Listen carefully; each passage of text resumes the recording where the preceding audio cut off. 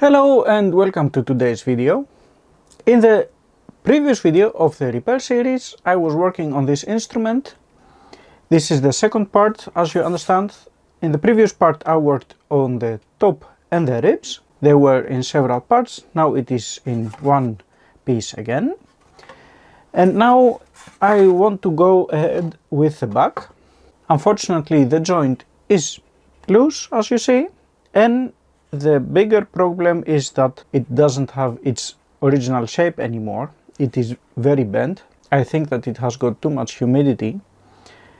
So I have to bend it a little bit, or as much as possible, back to its original shape and then glue the two parts together again. I've been thinking on how I'm going to do that, and I came with the idea to use this shaping mold that I made a couple of years ago, and I don't use it because I have to. As you see, I cut the bottom open. This shaping mold is 3 centimeters, that is more than 1 inch thick plywood, so it doesn't bend. And I'm planning to clamp the back inside and fix it as close to the original shape as possible. Leave it like that. And every couple of days I'm going to steam it with steam, which is very hot, of course. That will make the wood a bit softer, wet and softer by the heat. And I hope that in this way it will slowly bend back to the original shape. This will be something that will take several weeks, maybe a couple of months. I'm planning to leave it like that, I think at least 4 to 6 weeks, and every couple of days to heat it up with some steam. And maybe at the beginning a bit more often and later less often. I have made also a lot of small pieces to screw the back on the mold. I have 6 for every part. I think that it's more than enough. The shaping mold has the possibility to press the two parts together, so that the joint closes as much as possible. Let me start by clamping and screwing the back onto the mold.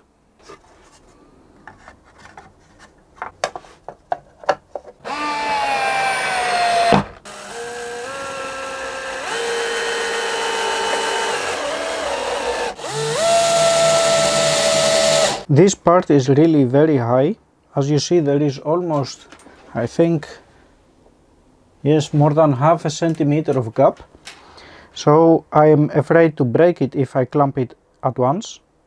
So I'm going to do it slowly. I will start with a couple of millimeters, and every time I will go a bit closer.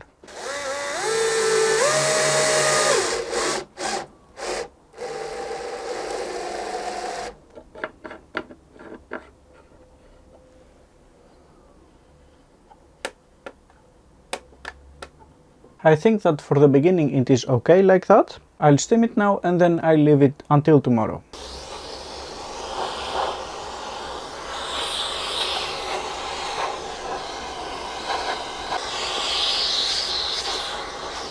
Oh yeah, it is hot. My fingers are burning.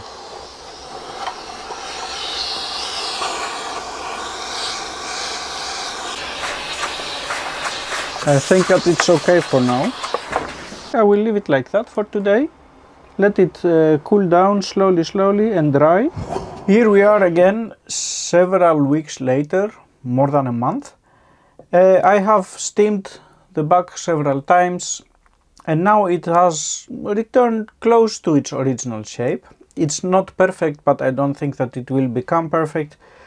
And the joint is not perfectly close, but the chance is big that it was never a very well-made joint. It is good enough, so I will go ahead and glue it, and I will use the normal hide glue.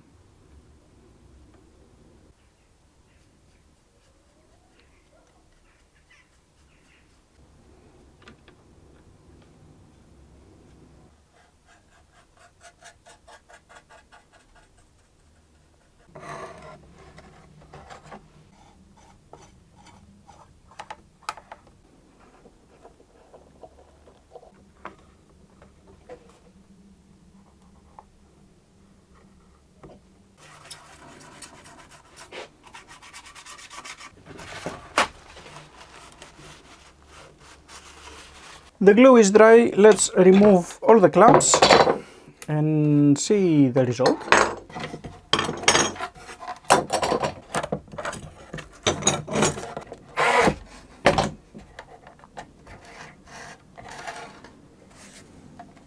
Now that the joint is glued, I want to reinforce it. I'm going to clean up the joint a little bit.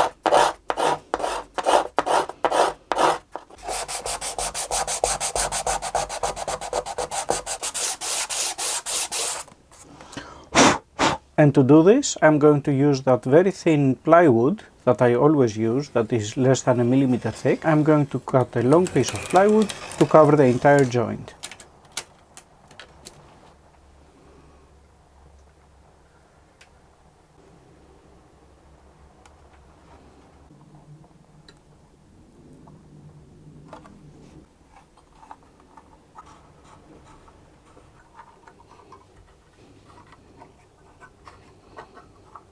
As long as the back is drying, I'm going to clean up a little bit the surface of the fingerboard. There are some small grooves, and then I will glue it onto the neck.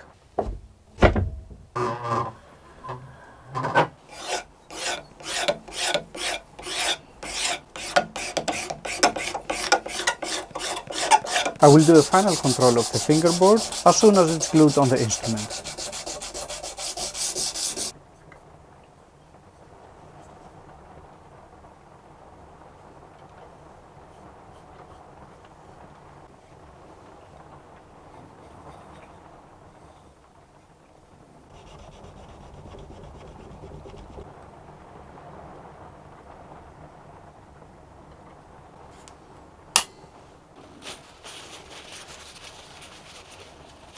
The glue is dry, the clamps can go off, and there is one small, not very small, crack still on the back that I want to patch. And again I will use a piece of plywood as the one that I just used. This plywood is called airplane plywood. They use it to make model airplanes. If you are interested in it, you can have a look at an RC shop close to your place, where they sell parts for model and RC airplanes. I like it a lot because it is very strong and very thin, and of course very light. Here is the crack. I'm going to put it like that over it and clamp it again, as always, and I will use some hot glue.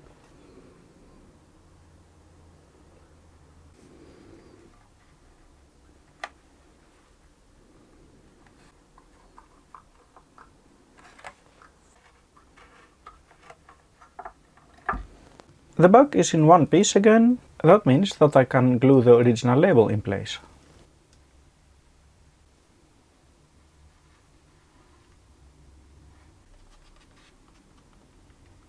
The back is ready with its label on place. The body is also ready, missing the back of course, that I'm going to glue now. I will do it in 3 phases, up, middle and lower part. I need a bit more time to put everything correct on place, and I don't want the glue to dry out, so I will start here and go downwards.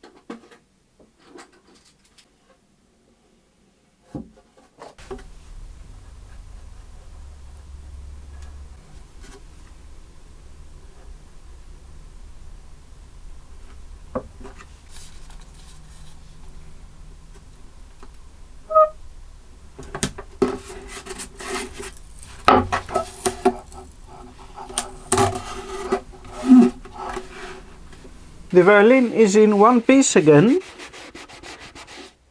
as you can see. And now I'm cleaning it up a little bit. And I'm going to mount it. And the owner asked me to keep everything as original as possible. So, although the fittings are far from perfect, I am not going to make new ones. I'm going to put the old pegs, bridge and tailpiece. I'm only going to put new strings on it because the old ones were broken. Even the old soundpost fits, so I can put it back on its place.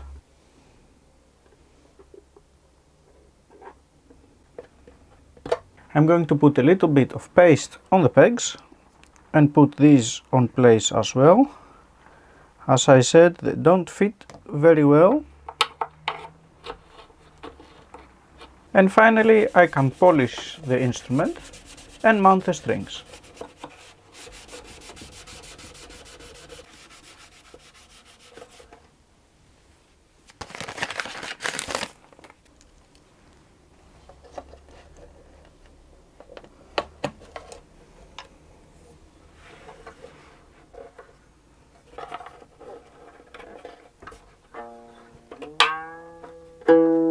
The tail gut is obviously too long, but I will leave it like that and I will discuss this later with the owner as soon as they come to pick it up. And so we have the violin in one piece again. It is a bit shiny. It makes sound. I didn't tune it as we have this issue with too long tail gut. It is a playable instrument again. That's it for these couple of videos. Thank you very much for watching. I hope to make some more videos slowly in the rest of the year. And I will see you next time again. Bye bye!